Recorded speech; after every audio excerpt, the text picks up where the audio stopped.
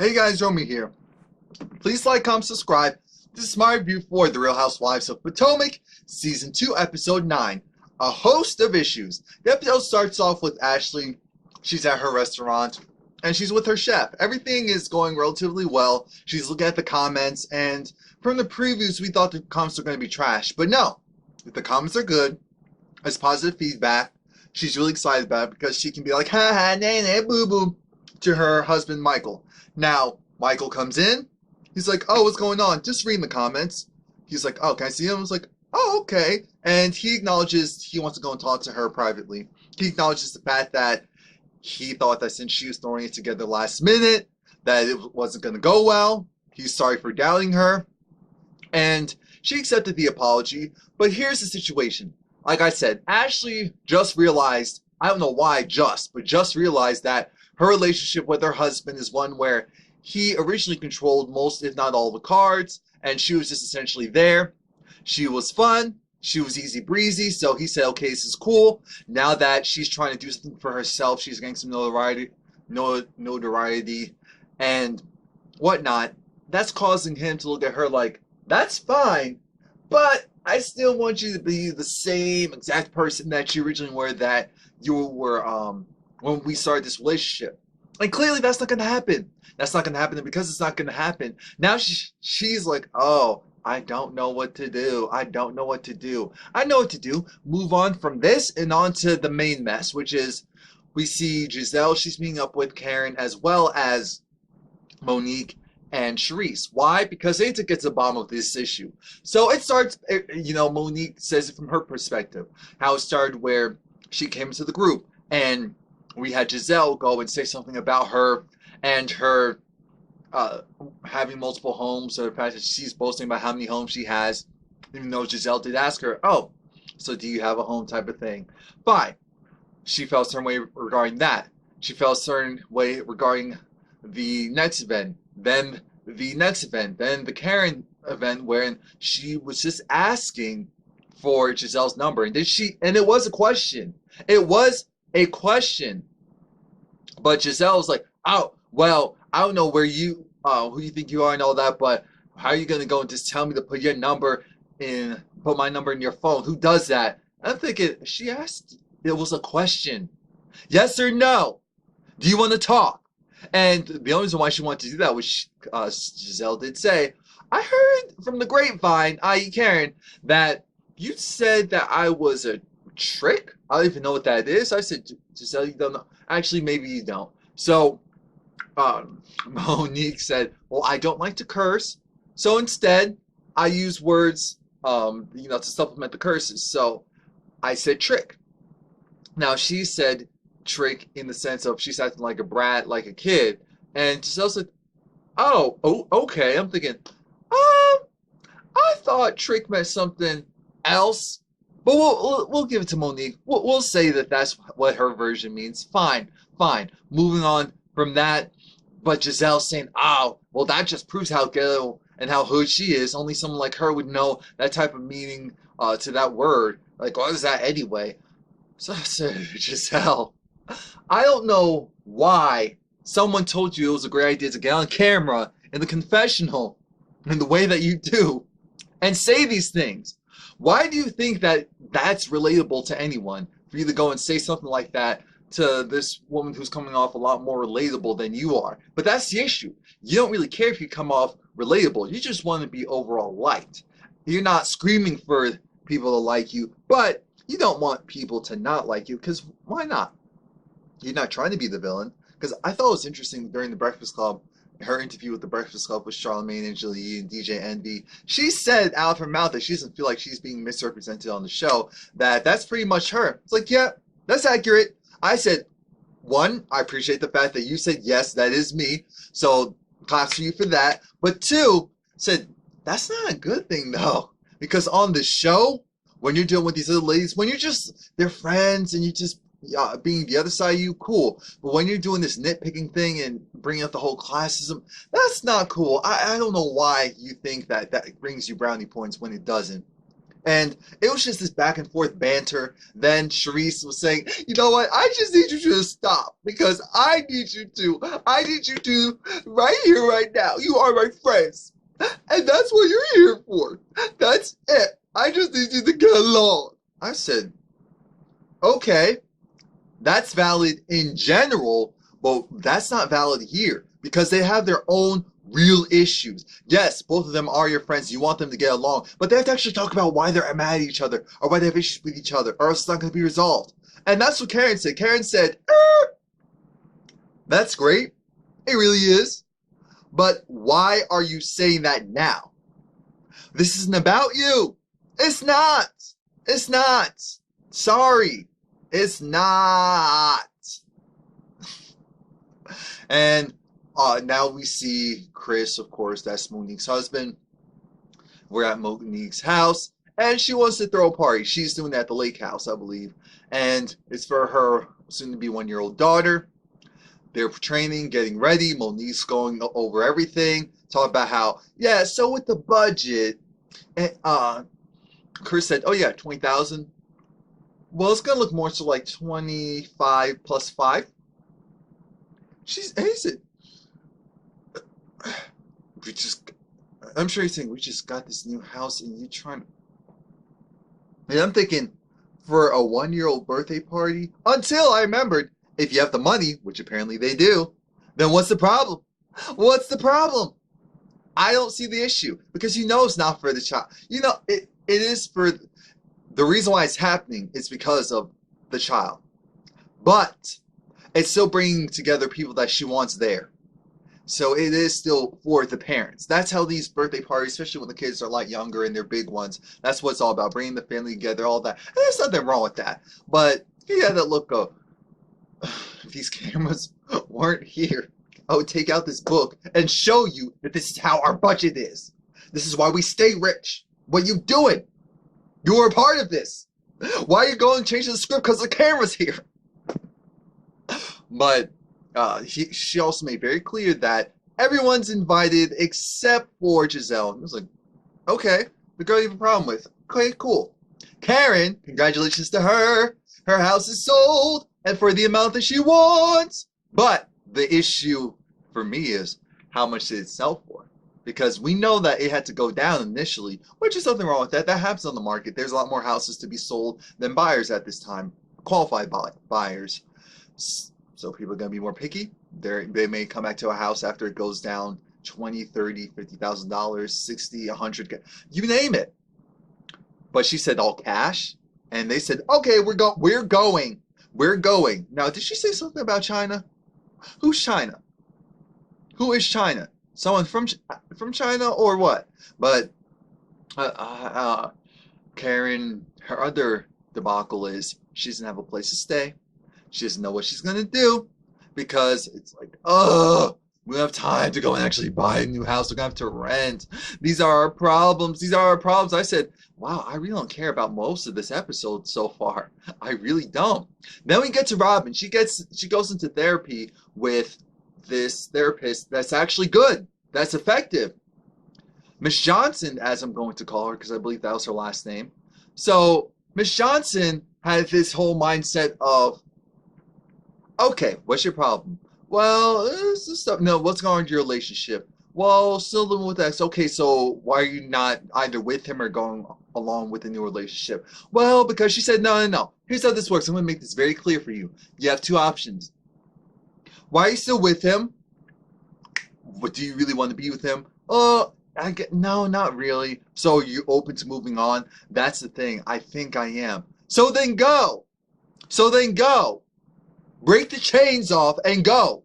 You have the ability and the option to, so why not? He's still going to be there for his kids regardless. You know that, so what are you really afraid of? Because clearly you're not in control of it like you think you are. That's the issue. Robin was thinking that she was in way more control of the relationship than she actually was. She was thinking that, he was just there waiting for her. Well, we know that's not the case. He's only there because of the kids and because it's financially beneficial. That's it. So Robin needs to go, move on, start dating, or not if she chooses not to. It doesn't matter. She just needs to, like I said, break the chains off of this attachment that she has with her I don't know if we can call him X, Juan, and move forward because he's open to moving forward. Now, Karen invited Sharice over to her house because it's like, oh, the house is sold. It's like, Karen sold the house? And Sharice has the same question I had. How much? Because, she had to come down. I was like, wait, but when Sharice said, I said, now, Sharice, what's going on there? Because I felt some weird tension. Even there, I felt some weird tension. And Karen wants Sharice to assist her because she's planning a girls' trip. The girls' trip is to what, Bermuda? And she's like, oh, I need you there because you're always great with that stuff. Perfect. Says, okay, I'm happy to help. But Sharice is thinking that she's essentially like the co-chair, the co-head, the co-CEO, the co-boss of this trip. And she's not. She's technically the hired help for free. Yeah, like an unpaid intern, if you will, or an unpaid assistant. The girls, they go to this little trip, and not trip, they go to this little class. It's the one where you do the, what is it, the air acrobats stuff, but you're in that little sling thing while doing it. And almost everyone is there, so they find out about the trip. They're excited to go, and of course Monique isn't there. She's getting her house together because of the party, which is fine because Giselle was there. Now, Monique's concerned. Due to traffic, no one's there. And when I say no one, I mean the attendants that need to prepare the grounds for the party. Nothing's really there, so she's bugging out. She even has her assistant directing traffic because the valet isn't there yet. Everything starts to come together at the same time, so now she gets to go inside and figure things out and together. The girls start to come in twos, and none of them really have an issue with Monique, so it's fine. And it's a kids' party, so they're going to be on their best behavior. They're going to be on their best behavior. One thing that stuck out like a sore thumb was the fact that Ashley wasn't there with Michael. Michael was out. He went to the beach, I think. He went to the beach. He wasn't there, and Cherie said, I guess things... That's interesting because it was like Bonnie and Clyde, Sonny and Cher over there, and now it's just Cher. Interesting. But Ashley, in the effort, the never-ending need to spill her guts to someone about what's going on in her life too soon, she talks to, because she meets Monique's parents, and she's like, oh wow, they're really young. They're like, oh wow, they might be younger than Michael. Oh my god. What's going on? And she was asking him about, oh, so is he still with Monique's mom? He said no. And he said it's the thing where they broke apart, and it's better that they're apart because now they actually know each other better. They're better to be his friends. And he was just dropping dimes of wisdom. Ashley was receiving it, and then she started to spit. She wanted to tell someone, and she saw this strong, older, mature man talk with respect and some wisdom, and she said, okay, I need your help, Dad. I need your help, Dad. I said, oh, that's why I saw it as, Dad, I need to talk to you about my troubles with the relationship. And so she spills her guts out. But I think even though I thought, should you be really just going up to some overall stranger and saying all of that, even though it's not going to hurt you unless the camera's rolled back and Michael feels a certain way about it? Maybe not. But he did give you some good advice. So on one of the rare occasions, I guess it was okay.